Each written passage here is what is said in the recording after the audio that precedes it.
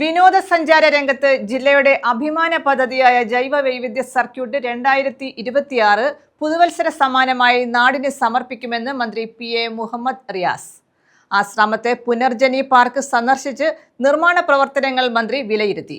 ജൈവ വൈവിധ്യ പാർക്ക്, മെറീന, തടാക കേന്ദ്രങ്ങൾ, ജൈവ വൈവിധ്യ പാത എന്നിവ ഇതിന്റെ ഭാഗമാണെന്നും അടിസ്ഥാന സൗകര്യങ്ങൾ കൂടുതൽ മെച്ചപ്പെടുത്തുന്നതിനുള്ള പദ്ധതികളാണ് തയ്യാറാക്കിയതെന്നും മന്ത്രി പറഞ്ഞു. വിനോദസഞ്ചാര രംഗത്ത് ജില്ലയുടെ അഭിമാന പദ്ധതിയായ ജൈവ വൈവിധ്യ ടൂറിസം സർക്യൂട്ട് പദ്ധതി പുതുവത്സര സമ്മാനമായി നാടിന് സമർപ്പിക്കുമെന്ന് മന്ത്രി PA മുഹമ്മദ് റിയാസ് പറഞ്ഞു. ഈ പദ്ധതി 2026 പുതുവത്സര സമ്മാനമായി കൊല്ലത്തിന് മാത്രമല്ല കേരളം ലോകത്തിന് നൽകുന്ന പദ്ധതിയാണ്. ഇങ്ങനെയൊരു ബയോഡൈവേഴ്സിറ്റി സർക്യൂട്ടിന്റെ ഭാഗമായി ഇവിടെയുള്ള പ്രവർത്തികൾ 2026 ജനുവരി മാസം പുതുവത്സര സമ്മാനമായി നാടിന് സമർപ്പിക്കാനാകും എന്നാണ് പ്രതീക്ഷിക്കുന്നത്. അതിൻ്റെ ഭാഗമായിട്ടുള്ള പ്രവർത്തനമാണ് നടക്കുന്നത്. എല്ലാ 2 ആഴ്ചയിലും ഇതിൻ്റെ മീറ്റിങ്ങുകൾ നടത്തുന്നുണ്ട്. ഇപ്പോൾ ഇവിടെ വന്ന് പരിശോധന നടത്തും. ഇനിയും ഇതിന്റെ പ്രവൃത്തി പുരോഗതി വിലയിരുത്താൻ വേണ്ടി ഞങ്ങളൊക്കെ തന്നെ നേരിട്ട് വരും. ആശ്രാമത്തെ പുനർജനി പാർക്ക് സന്ദർശിച്ച് നിർമ്മാണ പ്രവർത്തനങ്ങൾ മന്ത്രി വിലയിരുത്തി. ജൈവ വൈവിധ്യ പാർക്ക്, മെറീന, തടാക കേന്ദ്രങ്ങൾ, ജൈവ വൈവിധ്യപാത എന്നിവ ഇതിന്റെ ഭാഗമാണ്. കൊട്ടാരക്കര സർക്യൂട്ടിന്റെ ഭാഗമായ മുട്ടറ, മരുത്തിമലയിൽ നിർമ്മാണം തുടങ്ങി.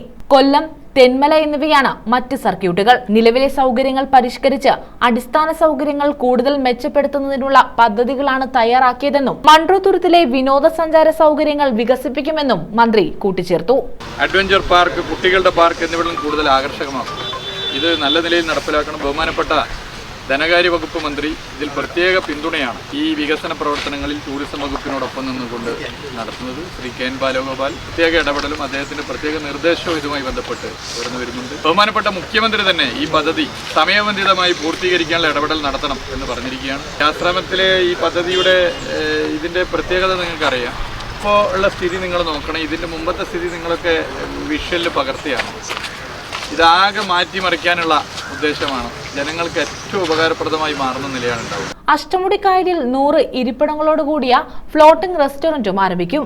ലിങ്ക് റോഡിന്റെ സമീപ പ്രദേശങ്ങൾ ഉൾപ്പെടുത്തി ജൈവ വൈവിധ്യ നടപ്പാതയും ഒരുക്കും. വി പാർക്ക് പോലെ പൊതുയിടങ്ങളെ പ്രയോജനകരമായ രീതിയിൽ മാറ്റുന്ന ഇടപെടലുകൾ തുടരുമെന്നും മന്ത്രി വ്യക്തമാക്കി. ടൂറിസം വകുപ്പ് additional secretary D Jagadeesh, KTALMD doctor Manojni, tourism deputy director B Shanavas, project engineer S Shameera, architecture RS Abhilash, DTPC secretary Jyothish Kesavan എന്നിവർ സന്ദർശനത്തിൽ പങ്കെടുത്തു.